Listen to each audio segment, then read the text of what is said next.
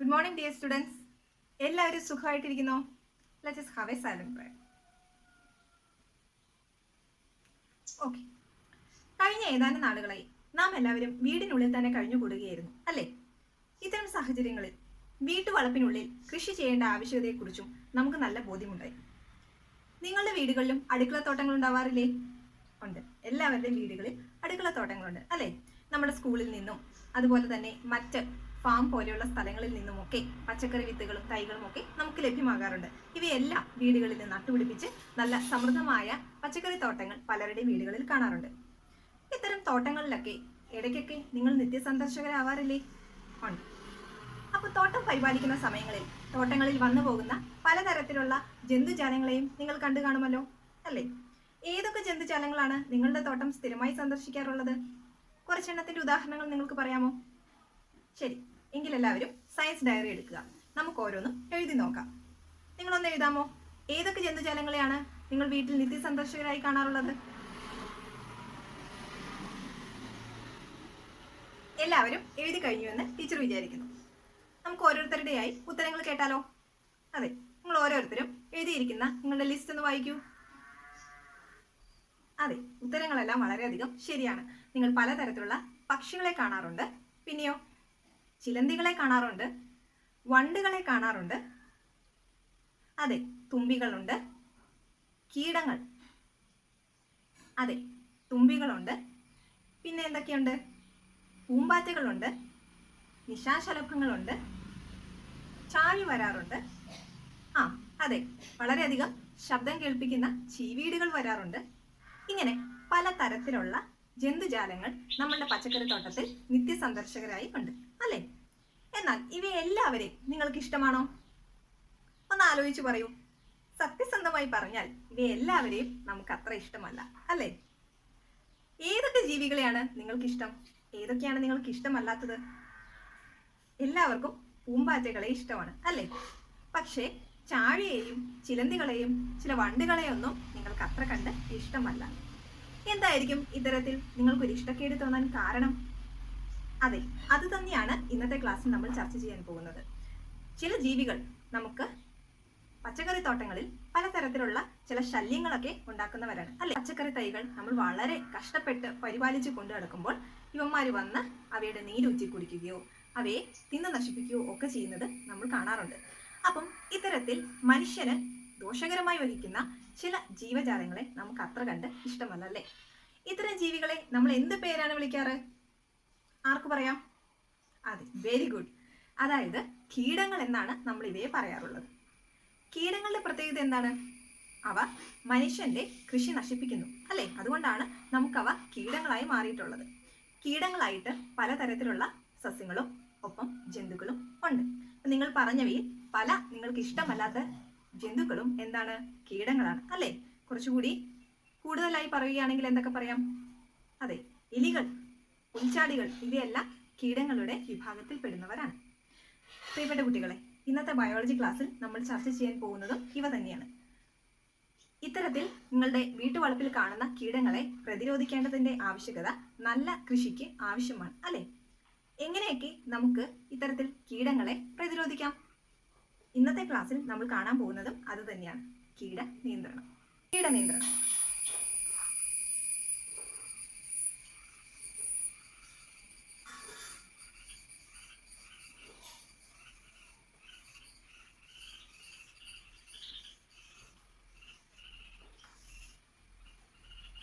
കീടനിയന്ത്രണം. കുട്ടികൾ ബെഞ്ച് അടിസ്ഥാനത്തിൽ 4 ഗ്രൂപ്പുകളായി തിരിഞ്ഞ് പത്രവാർത്ത ശ്രദ്ധിക്കൂ. മനസ്സിലായ വിവരങ്ങൾ ഗ്രൂപ്പിൽ ചർച്ച ചെയ്ത് നിഗമനത്തിൽ എത്തിച്ചേരൂ. ഒന്നാമത്തെ ഗ്രൂപ്പിന്റെ ഉത്തരം എന്താണ്? ഒന്ന് ഉറക്കെ പറയൂ. അതെ, വളരെ ശരിയാണ് വായിച്ചത്, അല്ലേ? ബാക്കി എല്ലാ ഗ്രൂപ്പുകാരും ഇങ്ങനെ തന്നെയല്ലേ വായിച്ചത്? രാസകീടനാശിനികളുടെ അമിത ഉപയോഗം എന്തിന് കാരണമാകുന്നു? അതെ, രാസകീടനാശിനികൾ അമിതമായി നമ്മൾ ഉപയോഗിക്കുന്നത് മണ്ണിലൂടെയും ജലത്തിലൂടെയും അരിച്ചിറങ്ങി അത് മനുഷ്യരിലേക്ക് തന്നെ തിരിച്ചെത്തുവാൻ കാരണമാകുന്നുണ്ട്, അല്ലേ? ഇത്തരത്തിൽ രാസകീടനാശിനികൾ ഉപയോഗിക്കുമ്പോൾ പല ജീവികളും കൂട്ടത്തോടെ ചത്തൊടുങ്ങുന്നതിനോടൊപ്പം തന്നെ ചില ജീവികളെല്ലാം അതിന് അതിജീവന ശേഷി ലഭിക്കുന്നു. ഇത്തരം അതിജീവന ശേഷി ലഭിച്ച കീടങ്ങളെ കൊല്ലുന്നതിന് വേണ്ടി കൂടുതൽ അളവിൽ രാസകീടനാശിനികൾ നമ്മൾ ഉപയോഗിക്കേണ്ടി വരുന്നു. അപ്പോൾ എന്താണ് ഫലം? അതെ, നിങ്ങൾ ഈ പത്രക്കുറിപ്പിൽ കണ്ടതുപോലെ തന്നെ അമിതമായി രാസകീടനാശിനികൾ ഉപയോഗിക്കുന്നത് കൊണ്ട് ആവശ്യത്തിലധികമുള്ള ഈ കീടനാശിനികൾ നമ്മുടെ മണ്ണിലും ജലത്തിലും കുളങ്ങളിലും ഒക്കെ ലയിച്ചു ചേർന്ന് അവസാനം അത് നമ്മളുടെ കുടിവെള്ളത്തിലൂടെയും ഭക്ഷണത്തിലൂടെയും ഒക്കെ ശരീരത്തിലെത്തുകയും ഇങ്ങനെ ശരീരത്തിലെത്തുന്ന കീടനാശിനികൾ ശരീരത്തിൽ പലതരത്തിലുള്ള അസുഖങ്ങൾ ഉണ്ടാക്കുകയും ചെയ്യുന്നു. ക്യാൻസർ പോലുള്ള മാരക രോഗങ്ങൾക്ക് പ്രധാനപ്പെട്ട ഒരു കാരണമാണ് രാസകീടനാശിനികളുടെ ഉപയോഗം, അല്ലേ? പത്രക്കുറിപ്പിൽ നിന്നും നിങ്ങൾക്കപ്പോൾ എന്താണ് മനസ്സിലായത്? രണ്ടാമത്തെ ഗ്രൂപ്പുകാരൊന്ന് ഉത്തരം പറയൂ. അതെ, ഈ പത്രക്കുറിപ്പ് വഴി നാം മനസ്സിലാക്കിയെടുക്കുന്നത് രാസകീടനാശിനികൾ ഒരിക്കലും ഒരു നല്ല കീടനിയന്ത്രണ മാർഗം അല്ല. അപ്പോൾ രാസകീട നിയന്ത്രണത്തിനെ ഉപയോഗിക്കാതെ മറ്റേതെങ്കിലുമൊക്കെ മാർഗത്തിലൂടെ കീടനിയന്ത്രണം സാധ്യമാക്കുന്നതല്ലേ നല്ലത്? അങ്ങനെയാണെങ്കിൽ രാസകീട നിയന്ത്രണം കൂടാതെ മറ്റേതെങ്കിലുമൊക്കെ മാർഗം നമ്മുടെ മുന്നിൽ ഉണ്ടായിരിക്കില്ലേ? എന്താണ് നിങ്ങൾക്ക് അതിനെക്കുറിച്ചുള്ള അഭിപ്രായം? വിവിധ തരത്തിലുള്ള കീടനിയന്ത്രണ മാർഗങ്ങളെക്കുറിച്ച് നിങ്ങൾക്ക് എല്ലാവർക്കും ചെറിയ അറിവുകളൊക്കെ ഉണ്ടായിരിക്കുമല്ലോ. നിങ്ങളുടെ എല്ലാ വീടുകളിൽ പലതരത്തിലുള്ള കീടങ്ങളെ തുരത്താൻ എന്തെങ്കിലും തരത്തിലുള്ള ചെറിയ ചെറിയ പൊടിക്കൈകളോ അല്ലെങ്കിൽ മറ്റേതെങ്കിലും നൂതന തരത്തിലുള്ള കീടനിയന്ത്രണ മാർഗങ്ങളോ തീർച്ചയായിട്ടും ഉപയോഗിക്കുന്നുണ്ടായിരിക്കും. ഏതൊക്കെയാണ് അവയെന്ന് നിങ്ങൾക്ക് പറയാൻ സാധിക്കുമോ? നന്നായി ആലോചിച്ചതിന് ശേഷം ഓരോരുത്തരായി ക്ലാസ്സിൽ ഇത് അവതരിപ്പിക്കൂ. കീടനിയന്ത്രണ മാർഗങ്ങൾ ഏതൊക്കെയാണെന്ന് തിരിച്ചറിയാൻ ടീച്ചർ ചില സൂചകങ്ങൾ തരാം. നമ്മുടെ വീടുകളിലെല്ലാം പലതരത്തിലുള്ള കെണികൾ ഉപയോഗിക്കാറുണ്ട്, അല്ലേ? കെണികളെ കുറിച്ച് നിങ്ങൾക്ക് പരിചയമുണ്ടായിരിക്കുമല്ലോ. ഉദാഹരണത്തിന് നമ്മൾ എങ്ങനെയാണ് എലിയെ പിടിക്കുന്നത്? എപ്പോഴും പൂച്ച തന്നെ എലിയെ പിടിച്ചു തരണമോ? ഇല്ലല്ലോ. അപ്പോൾ നമ്മൾ ചില തരത്തിലുള്ള എലിക്കണികൾ ഒക്കെ ഉപയോഗിക്കാറുണ്ട്, അല്ലേ? അതുപോലെ പല തരത്തിലുള്ള കീടനിയന്ത്രണ മാർഗങ്ങൾ നമ്മളുടെ ചുറ്റിനുമുണ്ട്. അവ ഏതൊക്കെയാണെന്ന് വേഗത്തിലൊന്ന് ആലോചിക്കൂ. ഓരോരുത്തരായി നിങ്ങളുടെ ഉത്തരങ്ങൾ പറയൂ. ആദ്യത്തെ 2 ഗ്രൂപ്പിന്റെ അവസരങ്ങൾ പിന്നീട് നോക്കാം. മൂന്നാമത്തെ ഗ്രൂപ്പുകാരാണ് ഇപ്പോൾ ആൻസർ പറയേണ്ടത്. മൂന്നാമത്തെ ഗ്രൂപ്പുകാരൊന്ന് പറയൂ. Very good. അതെ, പലതരത്തിലുള്ള കീടനിയന്ത്രണ മാർഗങ്ങൾ നമുക്ക് അവൈലബിൾ ആണ്. ഇവയിൽ ചില ഉദാഹരണങ്ങളൊക്കെ മൂന്നാമത്തെ ഗ്രൂപ്പിൽ നിന്ന് പറഞ്ഞു. അവയെല്ലാം നിങ്ങൾക്കെല്ലാം പരിചയമാണോ? ഏതൊക്കെയാണ് ആ മാർഗങ്ങൾ? എല്ലാവരും ഒന്ന് പറഞ്ഞേ. അതെ, നമ്മൾ ഏതൊക്കെയാണ് ഇപ്പോൾ കേട്ടത്? ഒന്നാമതായി നമ്മൾ കെണികളെ കുറിച്ചാണ് കേട്ടത്, അല്ലേ? ഏതൊക്കെ കെണികളാണ് മൂന്നാമത്തെ ഗ്രൂപ്പിൽ നിന്നും ഉത്തരം പറഞ്ഞത്? പഴക്കെണികൾ, മഞ്ഞക്കെണി, കഞ്ഞിവെള്ളക്കണി, തുളസിയിലക്കെണി, ഫെറമോൺ കെണി, മീൻ കെണി, എലിക്കെണി.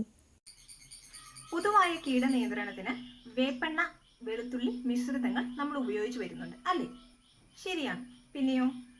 അതെ, പപ്പായ ഇലയുടെ നീര് നല്ല ഒരു കീടനാശിനിയായി നമ്മൾ ഉപയോഗിക്കാറുണ്ട്. ഇതൊരു ജൈവ കീടനാശിനിയാണ്, അല്ലേ? ഇപ്പോൾ നമ്മൾ പറഞ്ഞ ഈ കീടനിയന്ത്രണം എല്ലാം തന്നെ ജൈവ കീടനാശിനികൾ ഉപയോഗിച്ചുകൊണ്ടുള്ളതാണെന്ന് നിങ്ങൾക്ക് മനസ്സിലായല്ലോ. ഇതിൽ നിന്ന് നമുക്ക് എന്ത് മനസ്സിലാക്കാം? രാസകീടനാശിനികൾ മാത്രമല്ല, പ്രകൃതിയിലുള്ള പല സസ്യങ്ങളുടെ സത്തിലും കീടനാശിനികളായിട്ടുള്ള പലതരത്തിലുള്ള ആൽക്കലോയിഡുകളുണ്ട്. അതുകൊണ്ട് തന്നെ വിഷഗന്ധമുള്ള പലതരത്തിലുള്ള സസ്യങ്ങളുടെയും നീരുകൾ, അതുകൊണ്ടാണ് നമ്മൾ വെളുത്തുള്ളിയൊക്കെ ഉപയോഗിക്കുന്നത്. ഇത്തരത്തിലുള്ള നീരുകളും കീടങ്ങളെ അകറ്റി നിർത്താൻ സഹായിക്കുമെന്ന് മനസ്സിലായല്ലോ. ഏതാനും കീടനിയന്ത്രണ രീതികളുടെ ചില ചിത്രങ്ങൾ കാണിക്കാം. ചിത്രങ്ങൾ നന്നായി മനസ്സിലാക്കിയതിനു ശേഷം അടുത്തടുത്തിരിക്കുന്ന 2 കുട്ടികൾ വീതം ഓരോ പെയറായി മാറുക. നിങ്ങൾക്ക് 2 പേർക്കും എന്താണ് പരസ്പരം മനസ്സിലായത് എന്നത് ഷെയർ ചെയ്യുക. ഷെയർ ചെയ്തതിനു ശേഷം അവ സയൻസ് ഡയറിയിൽ കുറിക്കാനും മറക്കരുത്, കേട്ടോ? ശരി, ചിത്രങ്ങളിലേക്ക് പോകാം. എല്ലാവരും ചിത്രങ്ങളെല്ലാം നന്നായി കണ്ടല്ലോ. ചിത്രത്തിൽ എന്തെങ്കിലും സംശയങ്ങൾ നിങ്ങൾക്ക് ബാക്കിയുണ്ടോ?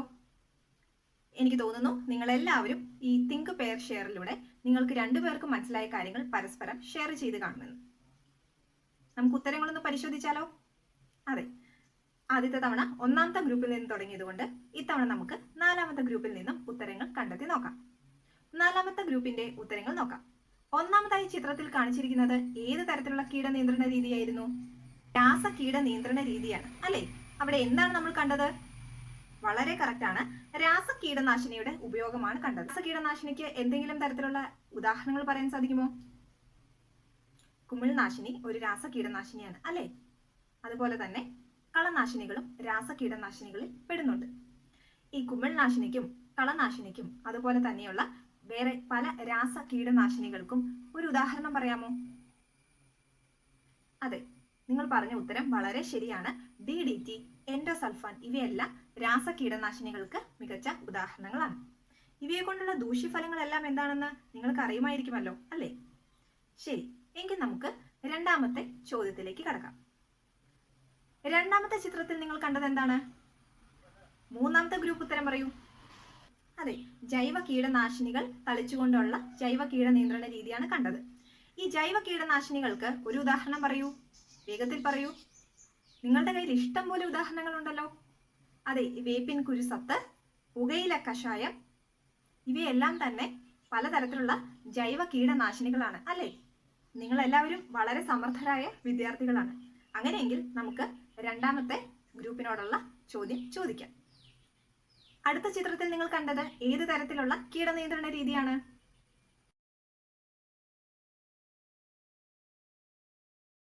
ചിത്രത്തിൽ നിങ്ങൾ കണ്ടത് കൈകൾ കൊണ്ട് കീടങ്ങളെ എടുത്തു മാറ്റുന്ന ഒരു രീതിയാണ് അല്ലേ?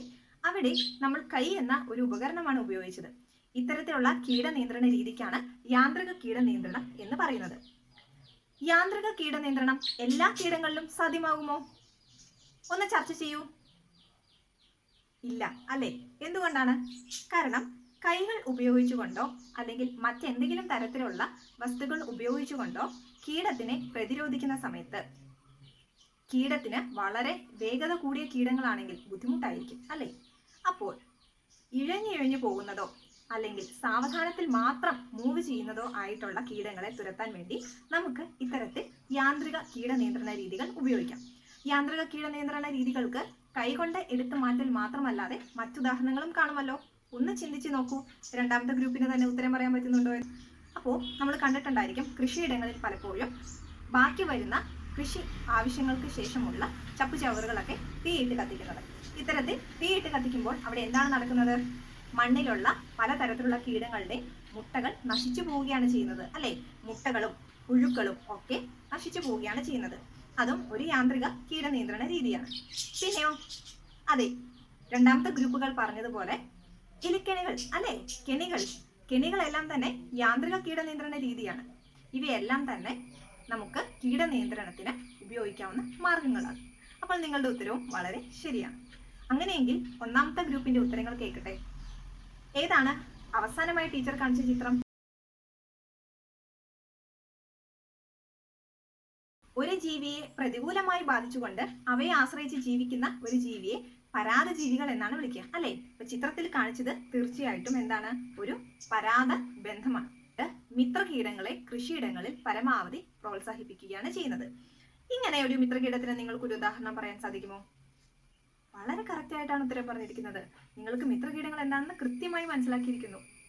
അതെ, പാമ്പ് പ്രത്യേകിച്ച് ചേര വിഷമില്ലാത്ത ഒരു സാധുവായ ജീവിയാണ് അല്ലേ? നമുക്ക് പ്രത്യേകിച്ച് ദോഷങ്ങളൊന്നുമില്ല. ഒപ്പം തന്നെ എലിയെ കൺട്രോൾ ചെയ്യുന്നതിന് അല്ലെങ്കിൽ എലികളുടെ എണ്ണം നിയന്ത്രിക്കുന്നതിന് പാമ്പ് പ്രത്യേകിച്ച് ചേര സഹായിക്കുന്നുണ്ട്. അപ്പോൾ തീർച്ചയായിട്ടും കർഷകന്റെ മിത്രമാണ് ചേര. ഇതൊരു മിത്രജീവിയാണ്. പ്രിയപ്പെട്ട കുട്ടികളെ, നിങ്ങളെല്ലാവരും ഈ രണ്ട് കാര്യങ്ങളും കൃത്യമായി മനസ്സിലാക്കിയെന്ന് വിചാരിക്കുന്നു. നൽകിയിരിക്കുന്ന ചാർട്ട് ഒന്ന് ശ്രദ്ധിക്കൂ. ചാർട്ടിനുള്ളിൽ നിങ്ങൾക്കൊരു പട്ടിക കാണാൻ സാധിക്കുന്നുണ്ട് അല്ലേ? ഈ പട്ടികയിൽ എന്തൊക്കെയാണ് കൊടുത്തിട്ടുള്ളത്? ഒന്നാമത്തെ പട്ടികയിൽ കോളത്തിൽ കീടങ്ങളുടെ പേരുകളെ കുറിച്ചുള്ള വിവരങ്ങളാണ് നൽകിയിരിക്കുന്നത്. രണ്ടാമത്തേതിലോ യെസ്, ഈ കീടങ്ങളെ തിന്നു നശിപ്പിക്കാനോ മറ്റേതെങ്കിലും രീതിയിൽ അവയ്ക്ക് ദോഷകരമായി വർത്തിക്കുന്നതോ ആയ മനുഷ്യന്റെ മിത്ര കീടങ്ങൾ ഏതൊക്കെയാണെന്നാണ് രണ്ടാമത്തെ പട്ടികയിൽ കൊടുത്തിട്ടുള്ളത്. മൂന്നാമത്തെ പട്ടികയിൽ അവ എപ്രകാരമാണ് ഈ കീടങ്ങളെ നശിപ്പിക്കുന്നത് എന്നതിനെ കുറിച്ചാണ് കൊടുത്തിട്ടുള്ളത്. എല്ലാവരും പട്ടിക നല്ലപോലെ ഒന്ന് വായിക്കൂ. ആരാണ് ആദ്യം വായിക്കുന്നത്? ഗ്രൂപ്പ് നമ്പർ 3യിൽ നിന്നും ആരെങ്കിലും ഒന്ന് വായിക്കൂ. ഏതൊക്കെയാണ് പേരുകൾ? നമുക്ക് പരിചയമുള്ള ഏതെങ്കിലും കീടങ്ങൾ അവയിലുണ്ടോ? ഗ്രൂപ്പ് നമ്പർ 3യിൽ നിന്നും ആരെങ്കിലും വായിക്കൂ. അതെ, ഏതൊക്കെയാണ്? മുഞ്ഞ, ഗാളിച്ച, ശരിയാണ്, തണ്ടുതുരപ്പൻ പുഴു, ഇല ചുരുട്ടിപ്പുഴു, പിന്നെയോ കുഴൽ പുഴു, ചാഴി, ഇവയൊക്കെയാണ് കീടങ്ങൾ അല്ലേ? ഇനി ഈ കീടങ്ങളെ നശിപ്പിക്കുന്ന മിത്ര കീടങ്ങൾ ഏതൊക്കെയാണെന്ന് അടുത്ത പട്ടികയിൽ കൊടുത്തിട്ടുണ്ട്. മുഞ്ഞയെ നശിപ്പിക്കുന്ന മിത്ര കീടം ഏതാണ്? ഗ്രൂപ്പ് നമ്പർ 2ൽ നിന്ന് ആരെങ്കിലും പറയൂ. വളരെ കറക്റ്റ് ആണ്, പച്ചച്ചാഴി. പച്ചച്ചാഴി ഏത് രീതിയിലാണ് മുഞ്ഞയെ നശിപ്പിക്കുന്നത്? മുട്ടകൾ നശിപ്പിച്ചുകൊണ്ടാണ്. രണ്ടാമത് കൊടുത്തിരിക്കുന്നത് ഗാളീച്ചയാണ് അല്ലെ. ഗാളീച്ചയെ നശിപ്പിക്കുന്ന മിത്രകീടം ഏതാണ്? ഗാളീച്ചയെ ചിലന്തി, തുമ്പി തുടങ്ങിയ മിത്രകീടങ്ങൾ ഇരപിടുത്തത്തിലൂടെ തിന്ന് നശിപ്പിക്കുകയാണ് ചെയ്യുന്നത്. ഇനി ഗ്രൂപ്പ് നമ്പർ 1 നിന്നും ആരെങ്കിലും മൂന്നാമത്തെ കോളം ഒന്ന് വായിക്കൂ. തണ്ടുതുരപ്പൻ പുഴു അല്ലെ. തണ്ടുതുരപ്പൻ പുഴുവിന്റെ മിത്രകീടം ഏതാണ്? അടുത്തത് ഇലചുരുട്ടി പുഴുവാണ്. ഇലചുരുട്ടി പുഴുവിന്റെ ശത്രുകീടം ഏതാണ്? ഒഫിയോണ വണ്ടുകളാണ് അല്ലെ. ഒഫിയോണ വണ്ടുകൾ എങ്ങനെയാണ് ഇലചുരുട്ടി പുഴുവിനെ നശിപ്പിക്കുന്നതെന്നാണ് ഇവിടെ നമ്മൾ പറഞ്ഞിട്ടുള്ളത്. അതെ, പുഴുക്കളെ തിന്ന് നശിപ്പിക്കുകയാണ് ചെയ്യുന്നത്. കുഴൽ പുഴുവിന്റെ മിത്രകീടം ഏതാണ്? അതെ, ചിലന്തികളും വണ്ടുകളുമാണ്. ഇവ ഇരപിടുത്തത്തിലൂടെ കുഴൽ പുഴുക്കളെ തിന്ന് നശിപ്പിക്കുകയാണ് ചെയ്യുന്നത്. അവസാനമായി ടേബിളിൽ തന്നിട്ടുള്ളത് ചാഴിയാണ്. ചാഴിയുടെ ശത്രുകീടം ഏതാണ്? അതെ, പുൽച്ചാടി. അപ്പോൾ പുൽച്ചാടി ഒരു കണക്കിന് നമ്മളുടെ മിത്രകീടമാണ് അല്ലെ. ചാഴികളുടെ മുട്ടകളെയും അതുപോലെ ചാഴികൾ മുട്ട വിരിഞ്ഞിറങ്ങുന്ന ചെറിയ ചാഴികളെയും ഒക്കെ പുൽച്ചാടികൾ ആഹാരമാക്കാറുണ്ട്. ടേബിൾ നിങ്ങൾക്ക് എല്ലാവർക്കും കൃത്യമായി മനസ്സിലായി എന്ന് വിചാരിക്കുന്നു. ഇനി ടേബിളിനെ ആസ്പദമാക്കി ടീച്ചർ നിങ്ങളോട് ചില ചോദ്യങ്ങൾ ചോദിക്കാൻ പോവുകയാണ്. എല്ലാവരും അവരവരുടെ സയൻസ് ഡയറി എടുത്ത് റെഡിയായിരിക്കും.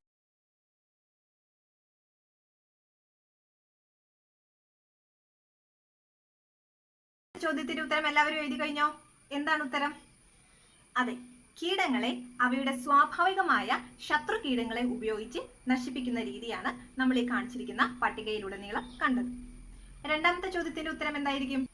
ഇത്തരത്തിലുള്ള സ്വാഭാവിക ശത്രുക്കളെ ഉപയോഗിച്ചുകൊണ്ടുള്ള കീടനിയന്ത്രണ രീതിയുടെ മെച്ചങ്ങൾ എന്തൊക്കെയാണെന്നാണ് ചോദിച്ചിട്ടുള്ളത്. ധാരാളം മെച്ചങ്ങൾ ഉണ്ടായിരിക്കും അല്ലെ. ഓരോ ഗ്രൂപ്പുകാരും വ്യത്യസ്തങ്ങളായ പല ഗുണങ്ങളായിരിക്കും എഴുതിയിട്ടുണ്ടാവുക. അതുകൊണ്ട് ഓരോ ഗ്രൂപ്പുകാരും 1 മുതൽ 4 വരെ ക്രമാടിസ്ഥാനത്തിൽ ഓരോരോ മെച്ചങ്ങൾ പറയൂ. ഒന്നാമത്തെ മെച്ചം വളരെ ശരിയാണ്, ചിലവ് വളരെയധികം കുറവാണ് അല്ലെ. രണ്ടാമത്തെ മെച്ചമാണ് പ്രകൃതിയുടെ സന്തുലിതാവസ്ഥ നിലനിർത്തുന്നു. ശരിയാണ് അല്ലെ. ജീവികളെ ഒന്നടങ്കം കൊന്നൊടുക്കുന്നതിനേക്കാൾ വളരെ നല്ലതാണ് അവയുടെ എണ്ണം സ്വാഭാവികമായി തന്നെ നിലനിർത്തി പോകുന്നത്. നിങ്ങളുടെ വീട്ടുവളപ്പിലും ഇത്തരത്തിലുള്ള പല കീടങ്ങളും അവയുടെ ശത്രു കീടങ്ങളും തമ്മിലുള്ള ബന്ധങ്ങൾ നിങ്ങൾക്ക് പരിചയമുണ്ടായിരിക്കുമല്ലോ. ടീച്ചർ ഇവിടെ ചാർട്ടിൽ എഴുതിയിരിക്കുന്നത് വളരെ എണ്ണം കുറവാണ്. ഇതുപോലെ തന്നെ ബാക്കി കുറച്ച് കൂടുതൽ ബന്ധങ്ങൾ കൂടി നിങ്ങൾ കൂട്ടിച്ചേർക്കേണ്ടതായിട്ടുണ്ട്. നമ്മൾ ആദ്യം കണ്ടതുപോലെ തന്നെ ചേര അല്ലെ, പാമ്പ്. ചേര എലികളുടെ എണ്ണം നിയന്ത്രിക്കുന്നതിൽ വളരെയധികം പങ്കുവഹിക്കുന്ന ഒരു മിത്രകീടമാണ്. അതുകൊണ്ടാണ് അതിനെ കർഷകന്റെ മിത്രമെന്ന് വിളിക്കുന്നത്. മറ്റേതൊക്കെ പ്രതിവിധികളാണ് നൽകിയിരിക്കുന്ന കീടങ്ങളെ ചെറുക്കാൻ കൂടുതൽ ഗുണകരം? ശരിയാണ്, കൃഷിമുറകളിൽ വ്യതിയാനം വരുത്തിക്കൊണ്ടും ജൈവ കീടനാശിനികൾ പ്രയോഗിച്ചുകൊണ്ടും കീടങ്ങളെ പ്രതിരോധിക്കാൻ കഴിവുള്ള വിത്തിനങ്ങൾ ഉപയോഗിച്ചുകൊണ്ടും കേടുവന്ന ഭാഗങ്ങൾ മുറിച്ചു മാറ്റിക്കൊണ്ടും കൃഷിസ്ഥലം കൃത്യമായി പരിശോധിച്ചുകൊണ്ടുമൊക്കെ നമുക്ക് പല രീതിയിൽ കീടങ്ങളെ ചെറുക്കാനാകും. ഇത്തരം നൂതന കീടനിയന്ത്രണ രീതിയുടെ പേരെന്താണ്? സംയോജിത കീടനിയന്ത്രണം. തരത്തിലുള്ള കീടനിയന്ത്രണ മാർഗങ്ങൾ നാം പഠിച്ചുവല്ലോ. നിങ്ങൾ പഠിച്ച എല്ലാ തരത്തിലുള്ള കീടനിയന്ത്രണ മാർഗങ്ങളും ഒന്നായി പട്ടികപ്പെടുത്തി വെക്കുന്നത് വളരെയധികം നല്ലതാണ് അല്ലെ. അങ്ങനെയെങ്കിൽ എല്ലാവരും സയൻസ് ഡയറി എടുക്കൂ. വിവിധ തരത്തിലുള്ള കീടനിയന്ത്രണ മാർഗങ്ങളും അവയുടെ ഒരു പ്രായോഗിക നിർവചനവും സയൻസ് ഡയറിയിൽ വേഗത്തിൽ കുറിക്കൂ. എല്ലാവരും പട്ടിക പൂർത്തിയാക്കിയെന്ന് വിചാരിക്കുന്നു. ഏതൊക്കെയാണ് നിങ്ങൾ ഇന്ന് പഠിച്ച കീടനിയന്ത്രണ മാർഗങ്ങൾ? ആദ്യം രാസകീട നിയന്ത്രണമാണ് പഠിച്ചത് അല്ലെ. ശരി, രാസകീട നിയന്ത്രണം. എന്താണ് രാസകീട നിയന്ത്രണം? എന്ത് നിർവചനമാണ് നിങ്ങൾ നൽകിയത്? ശരിയാണ്. എന്താണ് ജൈവ കീട നിയന്ത്രണത്തിന്റെ പ്രത്യേകതകൾ? മൂന്നാമതായി കണ്ടത് യാന്ത്രിക കീട നിയന്ത്രണ രീതികളായിരുന്നു അല്ലെ. ഇവയെ കൂടാതെ മറ്റൊരു കീട നിയന്ത്രണ രീതി കൂടി പഠിച്ചുവല്ലോ. ഏതാണത്? സംയോജിത കീട നിയന്ത്രണ രീതി. പ്രിയപ്പെട്ട കുട്ടികളെ, വിവിധ തരത്തിലുള്ള കീട നിയന്ത്രണ മാർഗങ്ങളെ കുറിച്ചാണ് ഇന്നത്തെ ബയോളജി ക്ലാസ്സിൽ നാം പഠിച്ചതല്ലോ. പലതരത്തിലുള്ള കീടനിയന്ത്രണ മാർഗങ്ങൾ നിങ്ങൾ പരിചയപ്പെട്ടു കഴിഞ്ഞു. അവയുടെ ഓരോന്നിന്റെയും ഗുണങ്ങളും ദോഷങ്ങളും നിങ്ങൾക്ക് തിരിച്ചറിയാനാവുന്നുണ്ടല്ലോ. കീടങ്ങൾ ഒരു പരിധിയിലധികം കവിയുന്നത് മനുഷ്യരാശിക്കും കൃഷിക്കും അത്ര നല്ലതല്ല. എന്നാൽ കീടങ്ങളെ മുഴുവനുമായിട്ടും തുരത്തി ജീവിക്കുക എന്നതും ആവാസ വ്യവസ്ഥയുടെ അസന്തുലിതാവസ്ഥയ്ക്ക് കാരണമാകുമെന്ന് നിങ്ങൾക്ക് മനസ്സിലായല്ലോ. കീടങ്ങളുടെ എണ്ണത്തിൽ വർധനവ് വരാത്ത രീതിയിൽ ആവാസ വ്യവസ്ഥയ്ക്ക് പ്രത്യേകിച്ച് വലിയ പ്രശ്നങ്ങളോ പ്രത്യാഘാതങ്ങളോ ഇല്ലാത്ത രീതിയിൽ അവയെ നിയന്ത്രിച്ചു നിർത്തുന്നതാണ് ഏറ്റവും നല്ലതെന്നും നിങ്ങൾ മനസ്സിലാക്കി. അങ്ങനെയെങ്കിൽ ടീച്ചർ ഒന്ന് ചോദിക്കട്ടെ, ഇന്ന് നാം പഠിച്ച വിവിധ കീടനിയന്ത്രണ മാർഗങ്ങളിൽ നിന്നും ഏറ്റവും നല്ല കീടനിയന്ത്രണ മാർഗം ഏതാണെന്നാണ് നിങ്ങൾക്ക് തോന്നുന്നത്? നിങ്ങളുടെ അഭിപ്രായങ്ങൾ പറയൂ. പാഠഭാഗങ്ങൾ കൃത്യമായി പഠിക്കുന്നതിന് തുടർ പ്രവർത്തനങ്ങൾ കൂടിയേ തീരും. ഈ ഇല നിങ്ങൾ കാണുന്നുണ്ടോ? നോക്കൂ, ഇലയുടെ പ്രത്യേകതകൾ എന്തൊക്കെയാണെന്ന് ഒന്ന് സസൂക്ഷ്മം ശ്രദ്ധിച്ചു നോക്കൂ. ഏതെങ്കിലും ഒരു ചെടിയിൽ ഇത്തരത്തിലുള്ള കീടങ്ങളുടെ ആക്രമണം ശ്രദ്ധയിൽപ്പെട്ടാൽ എന്ത് നടപടികളായിരിക്കും നിങ്ങൾ സ്വീകരിക്കുക? മിത്രകീടങ്ങളുടെ ചിത്രങ്ങൾ അടങ്ങിയ ശേഖരം ക്ലാസ്സിൽ പ്രദർശിപ്പിക്കുക. താങ്ക്